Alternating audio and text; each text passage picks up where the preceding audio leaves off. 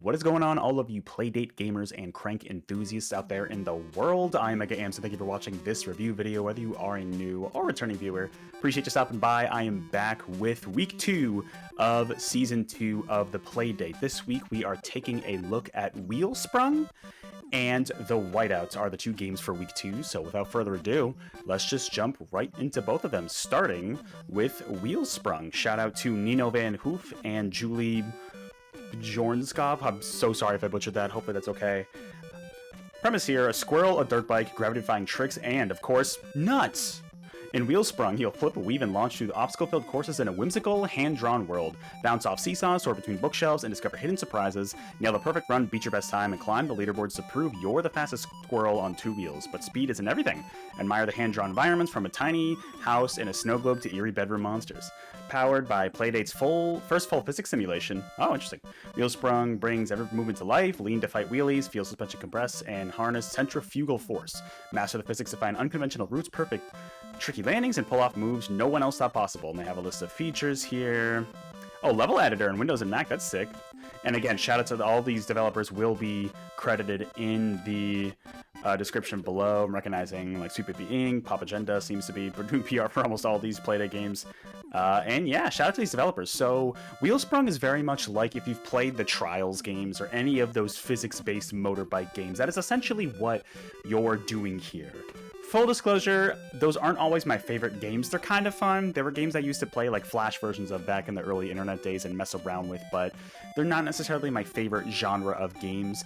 I will say the physics, like the description here mentions, are very impressive. It feels very on point to like those similar games of that style, and I thought that was pretty fun. And the premise is fun. You play as a squirrel. This girl is like living in this house, and she leaves a bunch of nuts around, and the squirrel's like, I gotta go get those, but fast. How do I do it?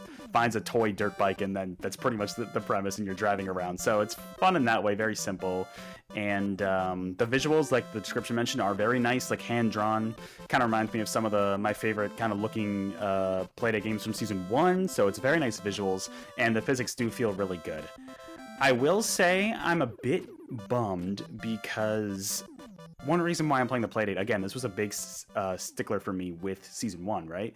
For certain games, was that, you know, I love when games utilize the crank, like utilizing the technology of the Playdate.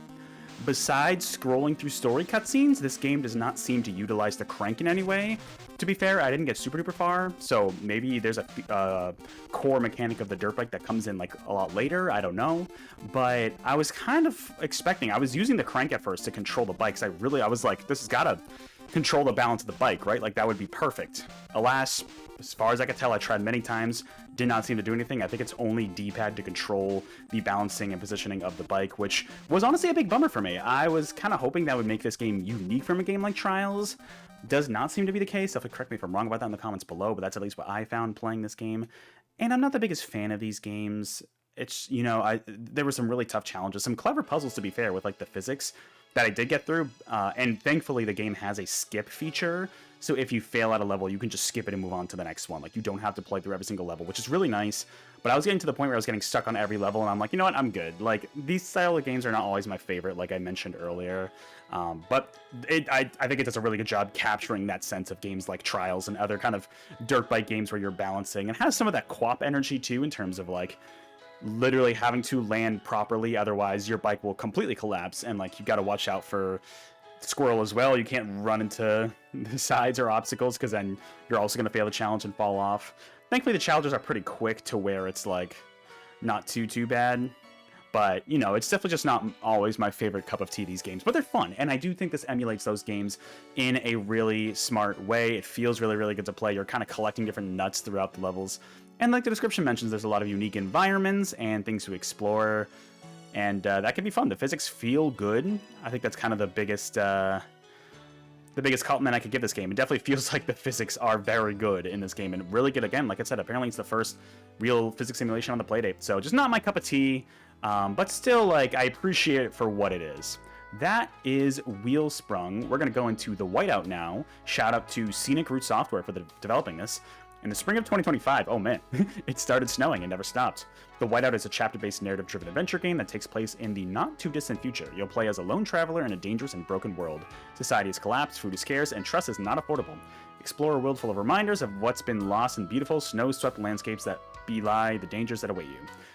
The controls, credits, shout out to all these developers. Again, credited in the description below for sure.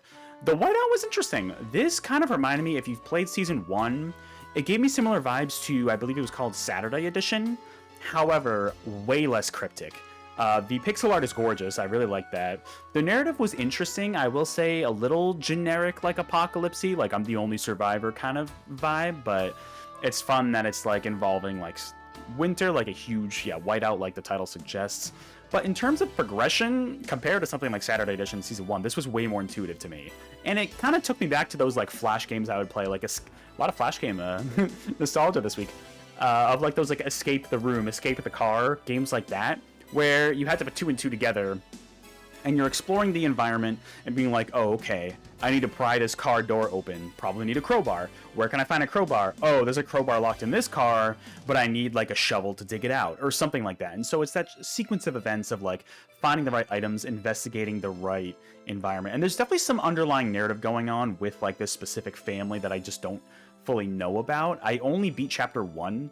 I just didn't end up going back to it just because I've been playing other games and been more addicted to those. But for what it is, it's really fun. Again, doesn't really utilize the crank except for like story cutscenes. I wish it did more. This is a game that's more understandable. I don't know how you would integrate that as much, but it doesn't really seem to do that. But the pixel art is gorgeous. It just looks really, really good in motion. Soundtrack is very atmospheric and fun in that way. But yeah, you're exploring these different buildings and trying to piece things together and pretty much just trying to survive. I don't know if there's a way, like a death mechanic, where if you're out in the cold for too long, there was a point where I needed to get gloves, and my character was like, if I don't get gloves soon, I'm gonna get frostbite. But I got them in time and nothing came of it, so I don't really know if there's like a timer in the background the game doesn't tell you about. I'm not sure. But in terms of piecing things together here, it was honestly pretty intuitive, and like, you know, trying to figure out what items you had to solve certain puzzles, which was fun, like exploring these buildings, and like that was fun. This is a little more my cup of tea compared to Wheelsprung, but still, like, I don't know, this isn't a game I would want to buy a Playdate for, if that makes sense. Like, it's a fun little thing to have, and it's like a very well-made product, and I can highly respect it. But I think it's just like, I don't know, like this is not the kind of experience I'm coming to the Playdate for personally, but it's a really well-made game, and honestly, I could see myself potentially wanting to play more through the story and beat some of the chapters. Just not anything really unique to the Playdate itself, besides like the visual style on that Playdate screen. It does look really nice on the Playdate, and so, you know, going through and piecing together stuff, finding clues to different environmental puzzles along the way is really fun.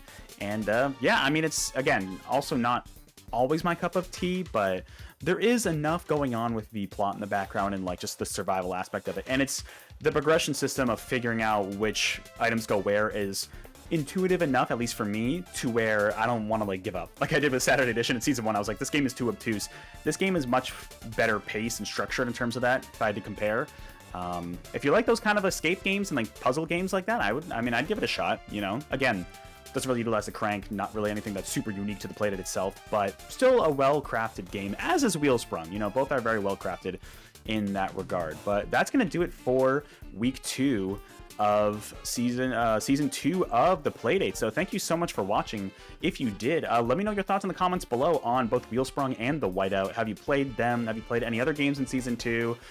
Don't mention future weeks, by the way, because I don't want to be spoiled, but definitely let me know your thoughts on the Playdate as a whole as well in the comments below. I will be back next week for Week 3, and we'll continue on with that. But thank you again so much for watching. I will catch you all on the next video live stream. Until then, keep on cranking.